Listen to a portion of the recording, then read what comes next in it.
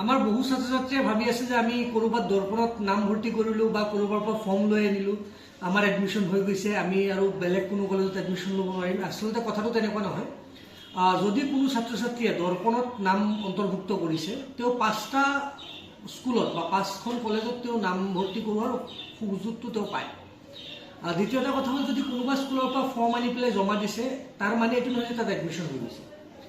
তেওঁলোকে দৰ্পণৰ যোগেদি আমাৰ স্কুলৰ নামত তেওঁলোকে এপ্লাই কৰিব পাৰিব, আৰু এপ্লাইটো যদি তেওঁলোক আমাৰ ইয়ালৈ আহি যায়, আমি বিনামূলীয়াভাৱে এইখিনি আমি সুবিধাখিনি আগবঢ়াম। তেওঁলোকৰ এপ্লাইখিনি আমি কৰি দিম আমাৰ ফালৰ পৰা। যদি অলৰেডি কোনোবা স্কুলত এপ্লাই কৰিছে বা কোনোবা কলেজত এপ্লাই কৰিছে, তাৰ উপৰিও আমাৰ কলেজৰ হৈও তেওঁলোকে এপ্লাই কৰিব পাৰিব।